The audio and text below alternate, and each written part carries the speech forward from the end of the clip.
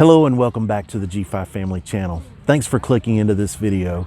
There are literally millions of other videos that you could be clicking on right now, but I'm so glad that you clicked into mine, and I hope that you will find this helpful, informative, and perhaps even a little entertaining.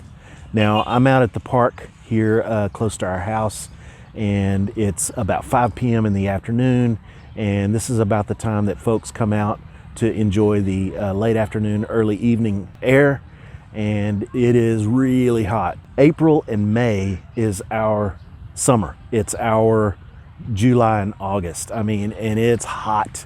Now, when I say that, I gotta be real about it.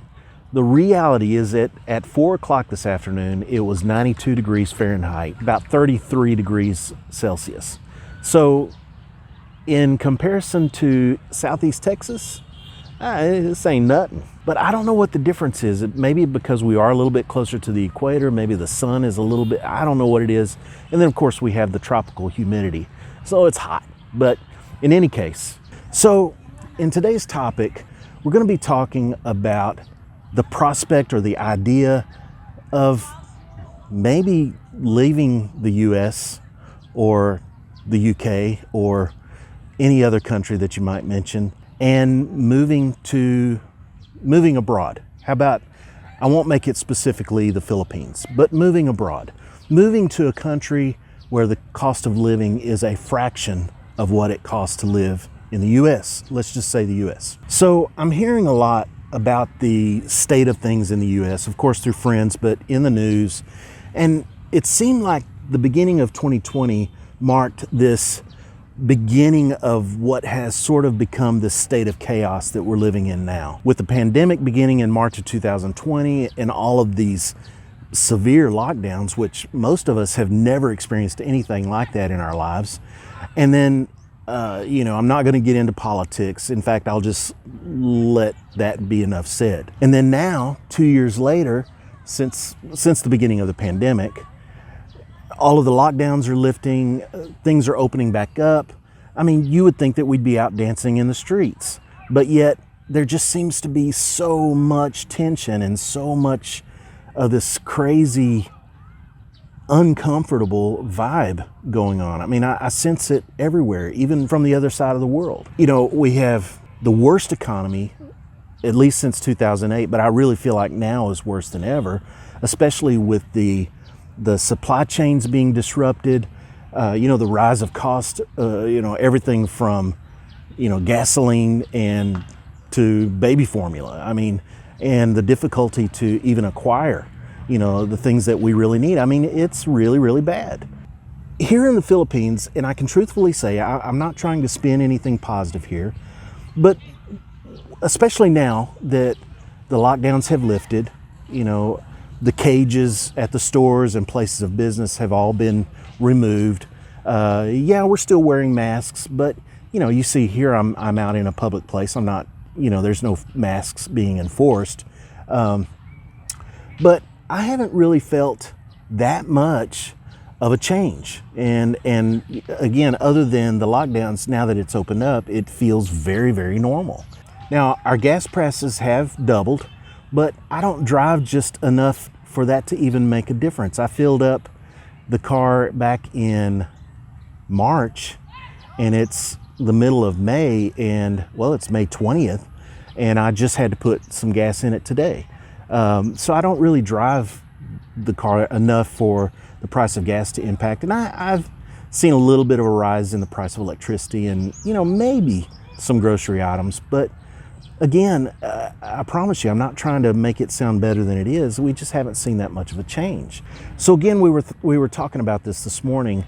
The idea came to mind with this newfound work from home culture, people being able to work remotely, even myself. Of course, I've been working remotely for 5 years, but what if we move to a lower cost of living situation and enjoy a little bit of paradise while we work?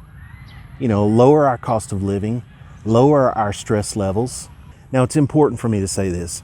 I am a red, white, and blue, proud American. I didn't leave the U.S. and move to the Philippines because I didn't like the U.S. at all. It's nothing like that. We're here on a bit of a mission, you might say. So I'm not just saying, that, oh, we got to leave the U.S. No, it's nothing like that at all. I'm just saying that as a consideration, places like Costa Rica or Mexico, there's a lot of places. You don't have to go to Southeast Asia necessarily, but I do recommend it. It's a great adventure over here. But what I can speak to specifically in terms of, visas and things, the legality side of it, you don't even have to be married to a Filipino national to live in the Philippines. You could be in a normal family with 2 or 3 kids, move over here. You can live on tourist visas for up to 3 years. And then all you got to do, if you want to extend beyond 3 years, all you got to do is exit the Philippines, fly to Malaysia or Vietnam or something for a couple of days, return, and the 3 years starts over, day one. Or what if you just moved over here for 3 years and enjoyed a change of scenery, a change of pace, a change of lifestyle, and then go back to the U.S. Maybe things will have chilled out and returned to some sort of normal, over the course of those 3 years. I need to do a separate video that goes into more depth, but, in terms of cost of living, so let's compare. Now, my family of 5, my wife and our 3 kids, and then I should add, we do have her parents. So there's 7 of us in the household. And on average, my total cost of living is roughly $1,800 to $2,000. The sun has just come out from behind a cloud and is blasting me in the face. Can you imagine living on $1,800 to $2,000 a month? And we have a normal house. Now, when we moved to the Philippines, I did scale back. We don't have a 4,000 square foot house like we had in Nashville. Our house is 1,500 square feet. So yeah, we live a little tighter, a little closer, but it's okay. I mean, it was sort of a purposeful, concept in terms of simplifying and moving over here to really reduce, you reduce your territory, you reduce your risk, you reduce your stress. And that was the whole idea, is just to simplify, bring things down to earth. And don't get me wrong, I loved the 4,000 square foot house, and I loved having 3 cars, and I loved all of that. But I'm just saying that, with the state of chaos that our country is in right now, our country being the U.S., why not consider a change of venue? You know what I mean? And the only things that we really miss, hardcore miss, is some foods. There's certain restaurants or something that, we look forward to getting back to someday. But other than, our family, which, by the way, technology, really steps in. And I probably visit with my mom and my dad more now than I even did when I lived in the U.S. And as crazy as that sounds, it's sort of true, because now we don't have all of the humongous network of friends and work friends and church friends, and none of that's a bad thing. It's just we don't have as much of that here. So, we've got more time for our immediate family. So again, I'm just thinking, or I'm just suggesting, I'm just offering the idea, the food for thought. What if liquidate everything? Obviously, keep the things that are meaningful and things that are important to you, but liquidate everything, cash in, and move to another country. Enjoy, like I said earlier, enjoy a little piece of paradise, a little slower pace, especially if you can work from home. Now, you need to be selective in where you move to. Make sure that they have a good infrastructure for power and internet and, the things that we need to work from home. So yeah, those are some considerations, and there are areas around the Philippines where those kind of resources are very, very limited. So you got to be careful and move to the right place. Some good friends of ours in Nashville, we've been emailing back and forth, and he has a very, very specific laid out plan for moving to the Philippines. He knows exactly what he wants. And then, as I mentioned, come over here on a tourist visa, live out 3 years, go back home.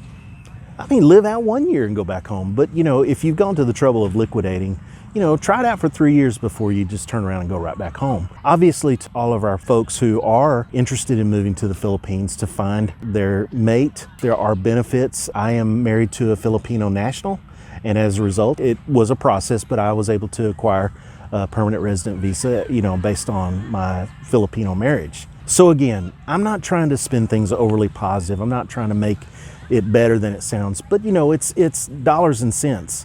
It's math. If my cost of living in Nashville was $6,000 to $8,000 a month versus $2,000 a month, plus the benefits of living in a tropical country. And by the way, if you do your research, you might be surprised to find that you can actually get a place with a good infrastructure on a white sandy beach, and maybe you're working your 8-hour day on a sandy beach. How about that?